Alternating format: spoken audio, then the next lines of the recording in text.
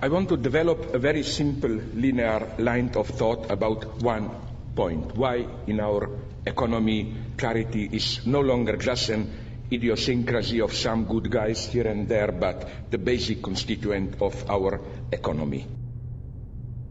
I would like to start with a feature of so-called cultural capitalism, today's form of capitalism, and then develop how the same thing applies also to economy in the narrower sense of the term. Namely, if in the old times, by old times I mean something very precise, before this 68 transformation of capitalism into, as we usually call it, more cultural capitalism, postmodern, caring for ecology and all that.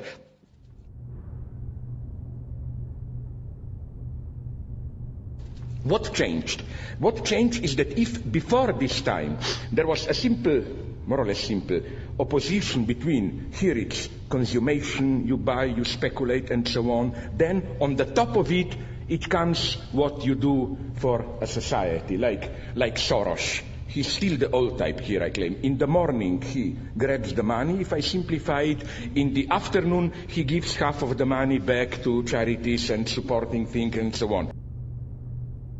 But I claim in today's capitalism, more and more the tendency is to bring the two dimensions together in one and the same gesture, so that when you buy something, your anti-consumerist duty to do something for others, for environment and so on, is already included into it.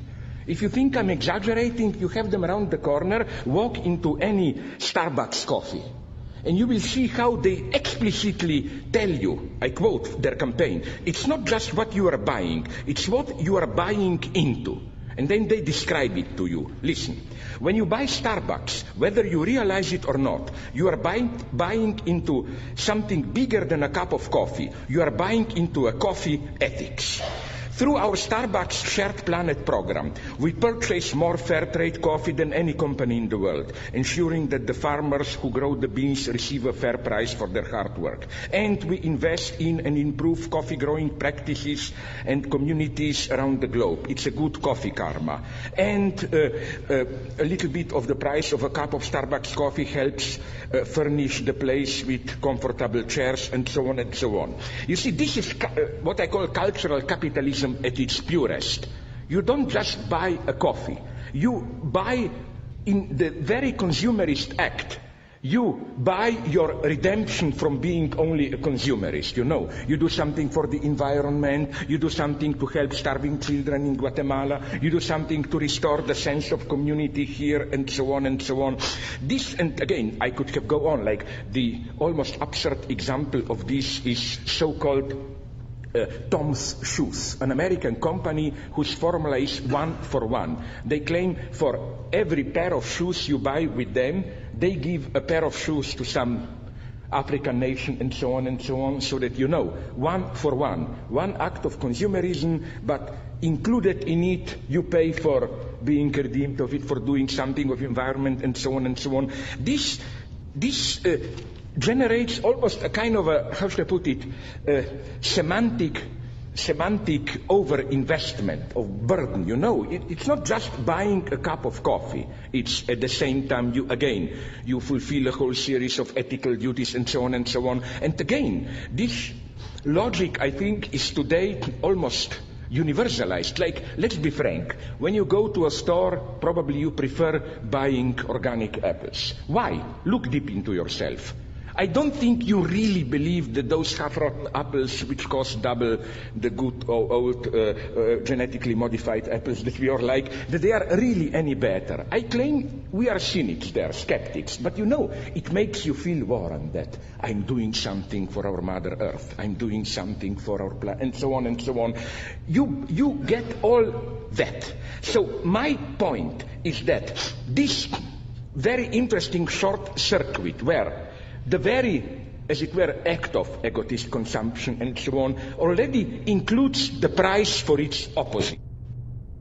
Based against all of this, I think that we should return to good old Oscar Wilde, who still provided the best formulation against this logic of charity, let me just quote a couple of lines from the beginning of his The Soul of Modern Man Under Socialism, where he points out that, a quote, "It is much more easy to have sympathy with suffering than it is to have sympathy with thought.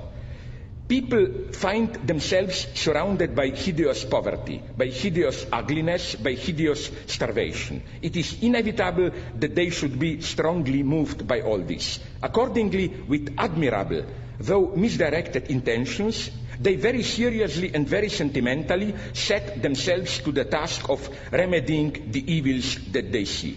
But their remedies do not cure the disease, they merely prolong it. Indeed, their remedies are part of the disease. They try to solve the problem of poverty, for instance, by keeping the poor alive, or in the case of a very advanced school, by amusing the poor. But this is not a solution. It is an aggravation of the difficulty. The proper aim is to try and reconstruct society on such a basis that poverty will be impossible. And the altruistic virtues have really prevented the carrying out of this aim.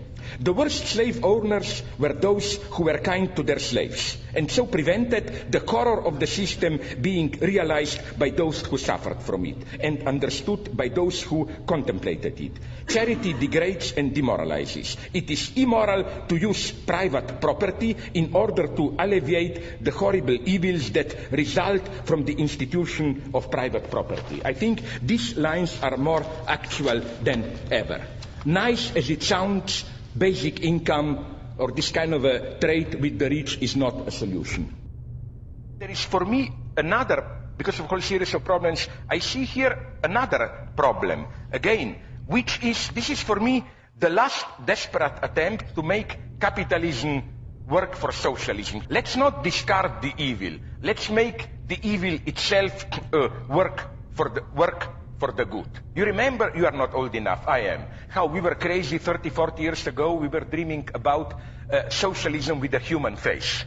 You know, like it is as if today the utmost radical horizon of our imagination is global capitalism with a human face. We have the basic rules of the game, we make it a little bit more human, more tolerant, with a little bit more welfare, and so on and so on. First, my attitude is here, let's give to the devil what belongs to the devil. And let's recognize that in the last decades, at least, till recently, at least in the Western Europe, I mean, there is no bullshitting here, let's admit it. I don't think that in any moment in human history did such a relatively large percentage of population live in such a relative freedom, welfare, security, and so on. I see this gradually, but nonetheless seriously threatened.